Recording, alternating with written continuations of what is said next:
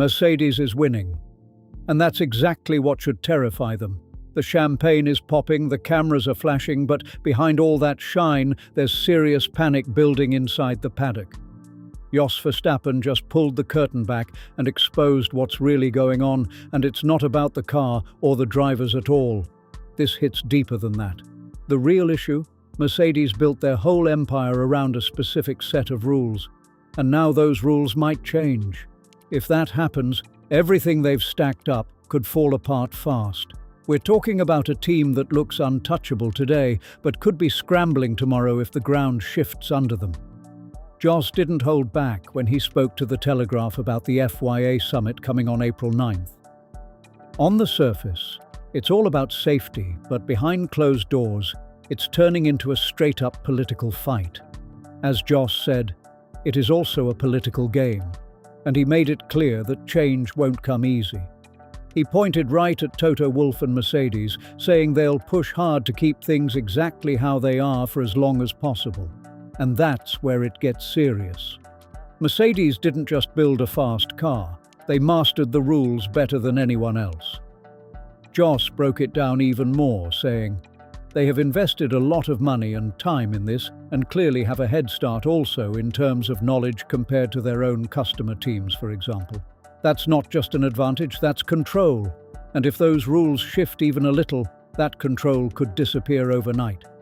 Mercedes has every right to enjoy the moment, no doubt about that. But here's the part nobody at the top wants to admit. This advantage isn't built to last. It's tied directly to the current regulations, and that's exactly where things get dangerous for them. Because the second the FIA decides to tweak those rules, everything shifts.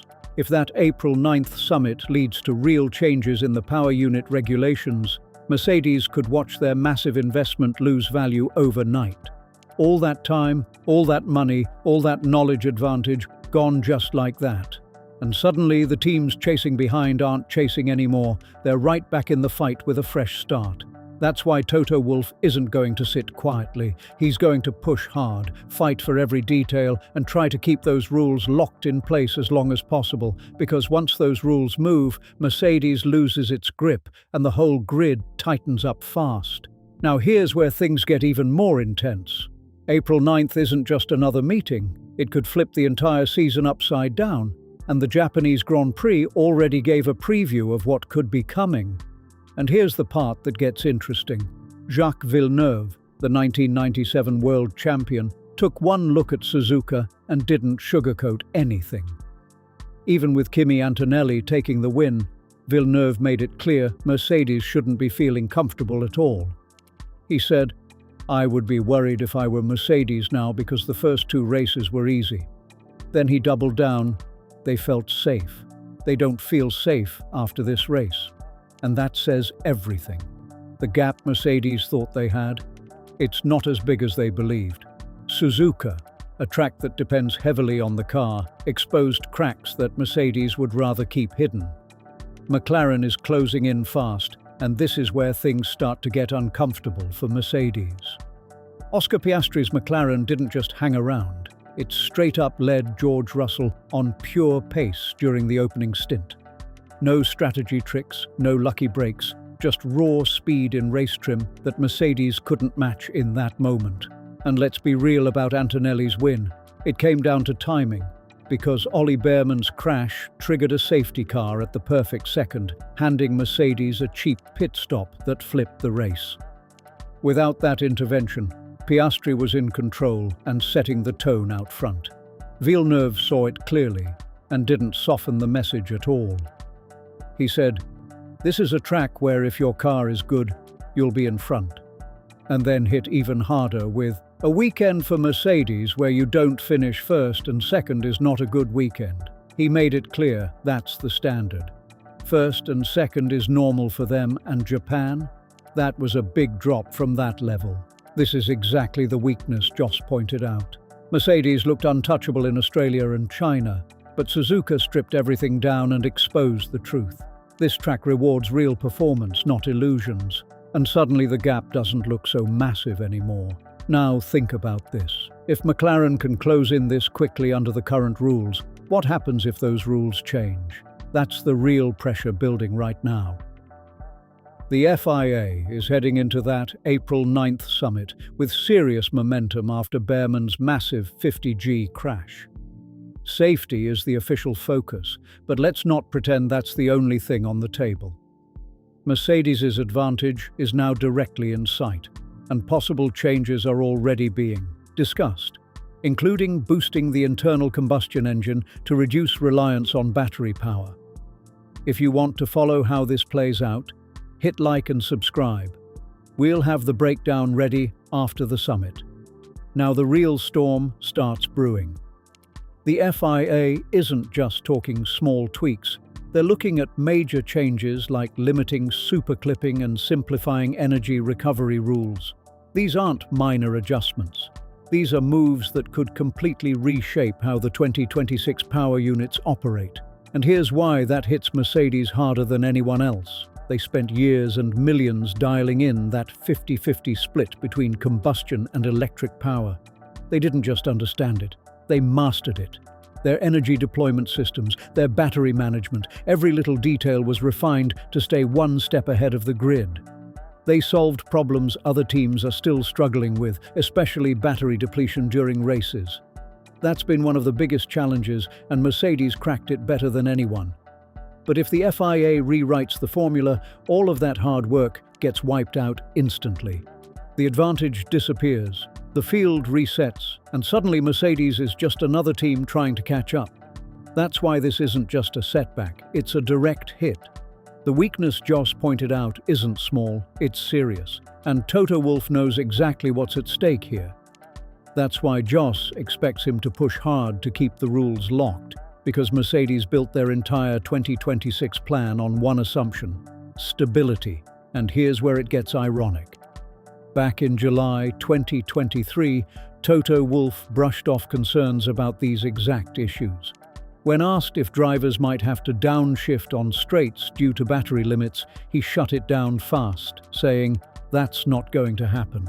He even added, "Do you think that in all reality, we are not innovative enough in this sport to come up with chassis and engine regulations that can avoid drivers shifting down on the straights?" Now jump ahead to Australia. George Russell, pushing for pole, blasts out of turn 8 and hits 327 kilometers per hour, and suddenly those old concerns don't sound so crazy anymore. And then it happened right in front of everyone. Long before the next corner, Russell's speed just started dropping, and dropping fast. By the time he backed off for turn 9, he'd lost over 50 kilometers per hour and even dropped 2 gears. The exact situation Toto once brushed off like it could never happen suddenly became reality. That confidence he showed back in 2023. It doesn't look bold anymore, it looks off the mark. Mercedes didn't fully see how these regulations would actually play out under pressure. They built something powerful, no doubt, but it's built on a system that now looks shaky. And when your advantage depends on something unstable, that's a dangerous place to be. Oscar Piastri called it out perfectly at Suzuka, saying, "We've spoken about that being a possibility since these cars were conceptualized." This wasn't some surprise twist. The drivers knew, the teams knew, and even Christian Horner raised red flags when these rules were being locked in. But back then, Toto pushed those concerns aside and suggested Horner was just trying to slow things down. Now, look at the situation. Mercedes is stuck in a tight corner, trying to defend regulations that clearly have issues because changing them could hit them harder than anyone else. That's where the pressure really builds. The politics here are brutal. Mercedes can't openly support rules that might raise safety concerns, especially after a heavy crash like Behrman's, but at the same time they can't welcome changes that could erase their edge overnight. That's the trap. Villeneuve summed it up without holding back. If Toto Wolff fights against changes, it looks like he's choosing wins over safety, and that image hits hard. But if he backs the changes, he's basically agreeing to wipe out years of work and massive investment. Either way, Mercedes takes a hit, and there's no clean escape from this situation. This is exactly why Villeneuve keeps calling it a political game. He's pointing straight at the impossible situation Mercedes is stuck in right now. They built their dominance on regulations that are now being questioned from every angle, some even calling them flawed and risky. And now, no matter what they do, it backfires. If Mercedes defends these rules, they risk looking careless in a moment where safety is under the spotlight. But if they accept changes, they open the door to losing the very advantage that put them on top. There's no clean move here, just damage control and tough choices stacking up fast. And while all this tension builds, McLaren is charging forward. That's the real pressure Joss exposed. Mercedes can't admit the rules have issues without admitting their success depends on those same problems. But they also can't stand behind regulations that just led to a massive 50G crash involving Behrman. That's the kind of situation no team wants to be tied to. This whole thing is turning into a political nightmare, exactly like Joss predicted. Villeneuve also pointed out something people shouldn't ignore, saying, "We've seen McLaren being very good at responding last year." That's a warning, because if McLaren can close the gap this quickly while everyone is still figuring things out, what happens next? More races, more data, more upgrades, and possibly new rules that wipe out Mercedes' knowledge edge completely. That's when things could really flip. Those easy days Villeneuve talked about, they might already be gone. The first two races felt smooth, controlled, almost too comfortable. But Japan broke that image wide open. McLaren proved they can go head-to-head on pure pace, no excuses. The safety car might have covered it up on paper, but everyone in the paddock saw the truth. And now, with the FIA meeting on April 9th, the stakes couldn't be higher, because those changes could push McLaren even closer to the front while shaking the very foundation Mercedes built everything on.